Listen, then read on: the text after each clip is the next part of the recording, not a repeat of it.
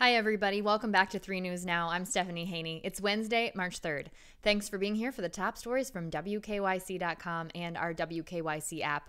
We start off with exciting news for Cleveland Cavaliers star Kevin Love. We've just learned that he will be named the Humanitarian of the Year, getting that award presented by Union Home Mortgage during the 21st Greater Cleveland Sports Awards presented by Medical Mutual and Ancora. That's on Thursday.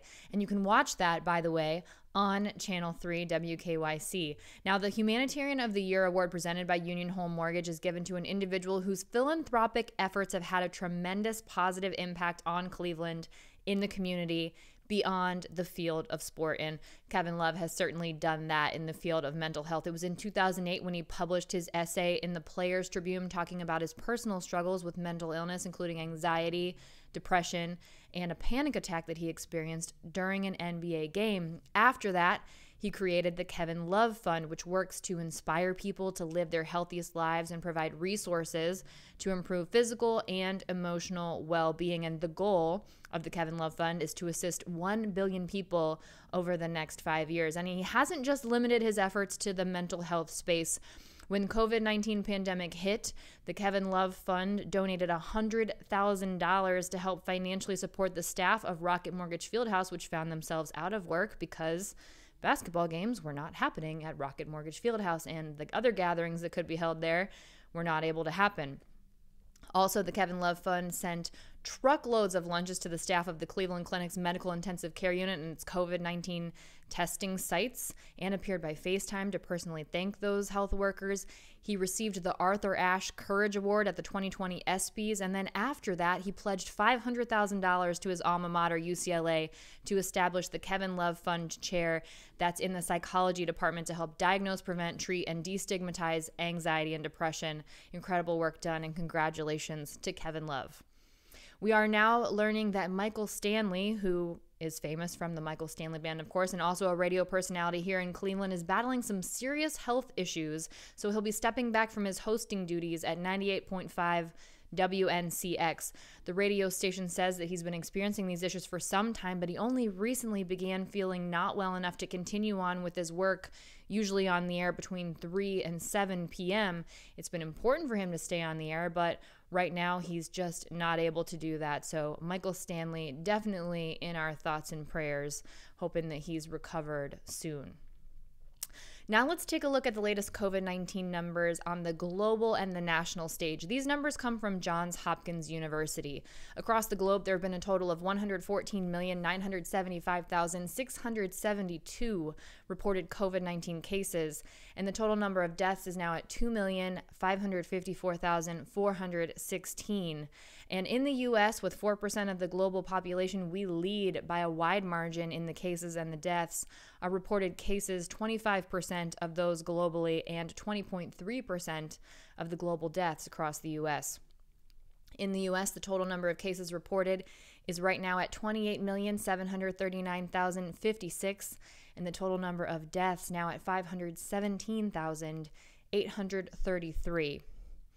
Now, here in Ohio, we're waiting on the numbers from the Ohio Department of Health in terms of reporting for today, but I do want to talk about how Ohio will now be reporting the number of deaths related to COVID-19. The Ohio Department of Health is making a change after those 4,200 COVID-19 deaths were undercounted in November and December. So Ohio Department of Health Director Stephanie McLeod says that they had been manually counting the COVID-19 deaths through a reconciliation process, but there was a lot of human error involved in that process. So now instead, the Ohio Department of Health will rely on death certificates after they've been reviewed and coded by the CDC. Now this is slower, but it's more accurate.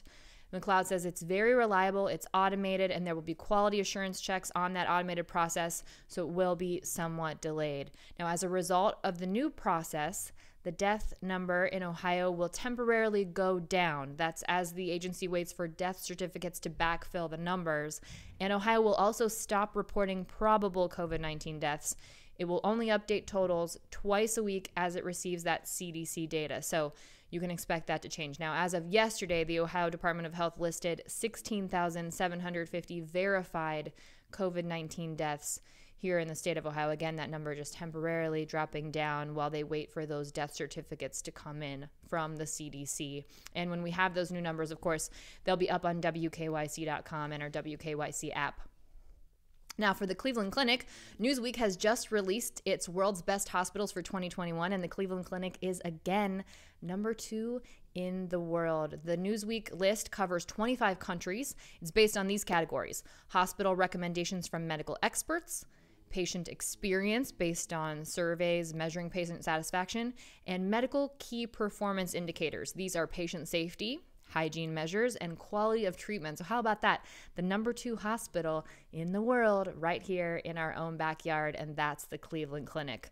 Pretty incredible to be here in Northeast Ohio. And it's not just the main campus that's on the list, by the way. There are also a handful of other Cleveland Clinic locations here in Northeast Ohio that are among the best in the world, including the Cleveland Clinic Fairview Hospital, ranking number 41 across 25 countries. The Cleveland Clinic Florida Weston, ranking number 57. The Cleveland Clinic Akron General Hospital, ranking 112.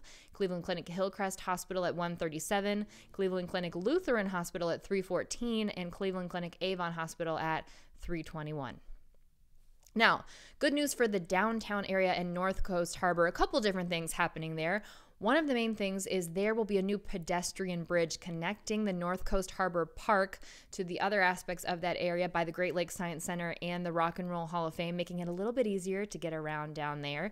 This will be completed this summer in 2021. Now, it was delayed a little bit, but summer 2021, they expect that to be completed. And also, the North Coast Harbor is looking forward to hopefully having a bit of a sense of normalcy this summer after so many things had to be canceled in 2020 due to the pandemic. On the website, it says they're hoping to hold weekly yoga and running clubs, as well as a Christmas in July event beginning this summer. Now, this area where the North Coast Harbor is, if you're not aware, it's tucked back behind the Rock and Roll Hall of Fame and the Great Lakes Science Center, and it's right where the steamship William G. Mather Museum, that floating museum, is located. So that's where this pedestrian bridge will connect. There's that grassy area back by the volleyball courts, back behind where there's their great Mexican restaurant. Well, that grassy area will now be connected to the pier that is by that steamship William G. Mather Museum. So definitely making that area just a little bit more accessible for everyone. Now, speaking of things that are popping up,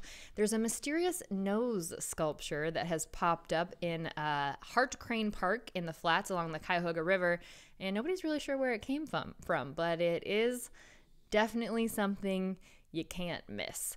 So Jim Ridge, who is the brand manager at Canalway Partners, that's a local group that works collectively with partners on the Towpath Trail and the Erie Canalway, asked people online, he said, you know where this came from? He said that it appeared overnight Saturday. It's made of paper mache and fabric and wood framing and structures inside. So something substantial there that definitely popped up. If you have any tips, let me know. I'd be interested to know where that came from.